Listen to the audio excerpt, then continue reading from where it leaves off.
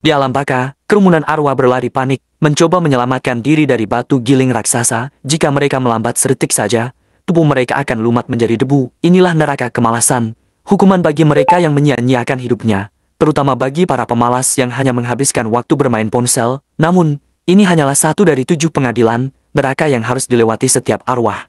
Ada neraka pembunuhan, neraka kemalasan, neraka kebohongan, neraka ketidakadilan, neraka pengkhianatan, neraka kekerasan, dan neraka bakti. Setiap orang yang meninggal harus melewati ke-7 pengadilan ini dalam 49 hari. Hanya jika dinyatakan tidak bersalah di semuanya, mereka bisa berinkarnasi. Jika gagal, mereka akan terjebak di neraka selamanya.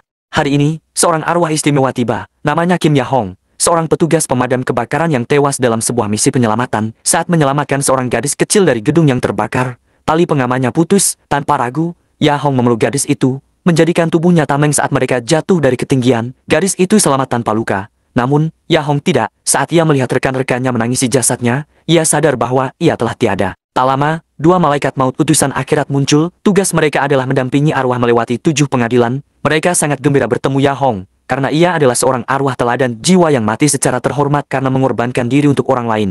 Arwah seperti ini sangat langka. Yang terakhir mereka temui hidup 400 tahun yang lalu. Meski begitu, Ya Hong sulit menerima kematiannya. Ia masih memiliki ibu bisu yang sudah tua dan seorang adik yang sedang wajib militer. Ia merasa tidak bisa pergi begitu saja. Namun, takdir tak bisa dilawan. Tanpa sempat berpamitan, tubuhnya terhisap ke gerbang akhirat. Di pintu masuk, Ya Hong bertemu dengan pemimpin para malaikat maut, Gangrim. Ia adalah malaikat legendaris yang telah berhasil membantu 48 arwah berinkarnasi. Karena status Ya Hong sebagai arwah teladan, ia seharusnya bisa melewati pengadilan dengan mudah. Namun, saat mereka melangkah masuk, keanehan terjadi. Pengadilan pertama yang mereka hadapi adalah neraka pembunuhan. Urutan pengadilan neraka ditentukan dari dosa terberat hingga teringan. Ini berarti, menurut catatan akhirat, pembunuhan adalah dosa paling ringan yang pernah dilakukan Ya Hong. Ya Hong bingung. Jangankan membunuh, seumur hidupnya ia justru menyelamatkan banyak nyawa.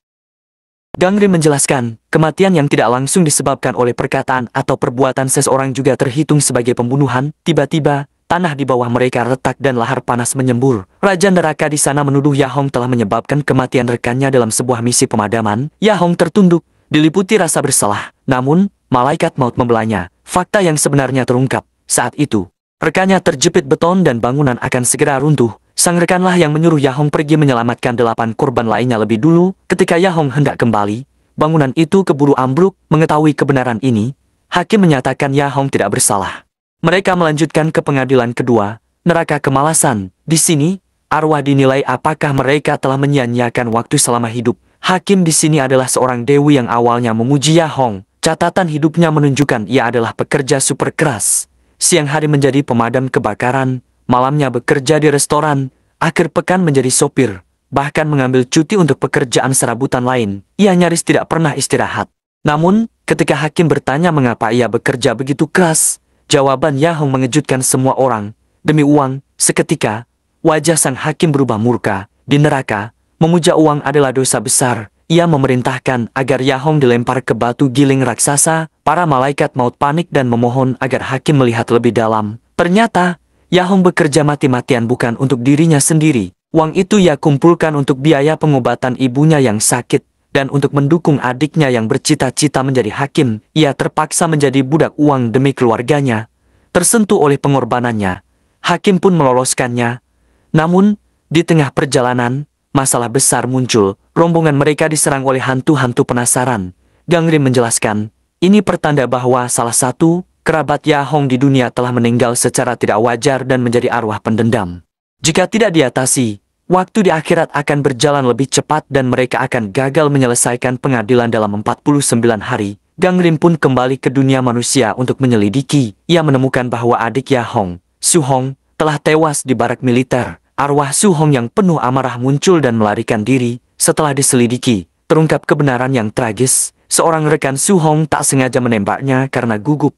Komandan mereka, karena takut karirnya hancur, memerintahkan untuk mengubur Su Hong diam-diam. Yang lebih kejam, Su Hong sebenarnya masih hidup saat dikubur. Ia mati lemas di dalam tanah. Sementara itu di akhirat, Ya Hong tiba di neraka kebohongan. Ia dituduh telah menulis 98 surat palsu. Hakim memerintahkan agar lidahnya dipotong. Lagi-lagi, malaikat maut membelanya. Surat-surat itu ternyata adalah kebohongan putih yang penuh kebaikan. Ia berbohong kepada ibunya bahwa ia baik-baik saja, sudah menikah, dan hidup bahagia. Agar ibunya tidak khawatir, ia juga menulis surat kepada putri rekannya yang telah gugur. Pengadilan neraka ketidakadilan dan pengkhianatan ia lewati dengan mudah karena hidupnya yang lurus. Namun, di neraka kekerasan, masalah terbesar muncul. Jaksa menuduh Ya Hong pernah memukuli adiknya, Su Hong, dengan brutal saat remaja, lalu kabur dari rumah selama 15 tahun tanpa pernah meminta maaf. Bukti begitu kuat hingga Ya Hong tak bisa membantah. Melihat situasi gawat, Gang Ri mengambil pertaruhan besar. Ia meminta agar hukuman ini digabung dengan pengadilan terakhir. Jika Ya Hong divonis bersalah di pengadilan terakhir, hukumannya akan digandakan, dan ketiga malaikat maut juga akan kehilangan kesempatan reinkarnasi mereka. Di dunia, situasi semakin kacau. Ibu Ya Hong, sambil membawa bukti, mendatangi barak militer untuk menuntut keadilan bagi Su Hong, sang komandan yang panik mendorong ibu mereka hingga pingsan. Melihat ibunya disakiti, arwah Su Hong meledak dalam amarah. Ia berubah menjadi badai tornado yang menghancurkan seluruh barak. Kemarahan Su Hong di dunia menyebabkan bencana di akhirat. Ya Hong tiba-tiba terhisap ke dalam gurun pasir neraka. Saat ia hampir ditelan, malaikat maut menunjukkan penglihatan tentang penderitaan Su Hong. Melihat adiknya tersiksa oleh amarah, Ya Hong mendapatkan kembali kekuatannya dan berhasil keluar dari pasir. Saat itulah, bangunan pengadilan terakhir muncul. Hakimnya adalah Raja Yemra, penguasa tertinggi akhirat. Tanpa basa-basi, Raja Yemra langsung menjatuhkan vonis bersalah. Dosa terbesar Ya Hong bukanlah kekerasan, melainkan sesuatu yang jauh lebih kelam. Melalui cermin karma, kebenaran 15 tahun lalu terungkap. Saat itu, keluarga mereka jatuh miskin, ibunya sakit parah dan adiknya kurang gizi. Merasa putus asa, Ya Hong pernah mencoba membunuh ibunya dengan bantal agar penderitaan mereka berakhir, lalu berniat bunuh diri bersama adiknya. Namun, di detik terakhir, ia tidak sanggup melakukannya. Diliputi rasa bersalah, ia memukuli adiknya untuk melampiaskan frustrasi, lalu kabur dari rumah. Sejak saat itu, ia bekerja keras untuk menebus dosanya, namun tak pernah berani pulang untuk menemui ibunya. Yang lebih mengejutkan, cermin itu menunjukkan bahwa saat Ya Hong mencoba membekapnya, sang ibu sebenarnya sudah sadar. Ia pura-pura tidur, rela mati di tangan anaknya sendiri, karena berpikir dengan kematiannya, beban hidup anak-anaknya akan lebih ringan.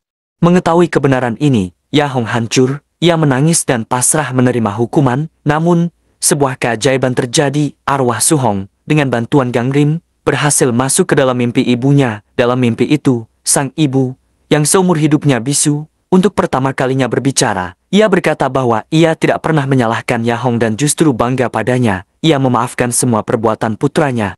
Di akhirat, pengampunan tulus dari manusia di dunia memiliki kekuatan yang luar biasa. Raja Yemra merobek surat vonisnya. Karena Ya Hong telah dimaafkan oleh orang yang paling ia sakiti, maka neraka tidak lagi berhak menghukumnya. Akhirnya, arwah Ya Hong menghilang dalam cahaya, terbebas dari semua rasa bersalah dan siap untuk berinkarnasi. Adiknya, Su Hong, menjadi arwah teladan ke-49 yang akan memulai perjalanannya sendiri melewati 7 pengadilan.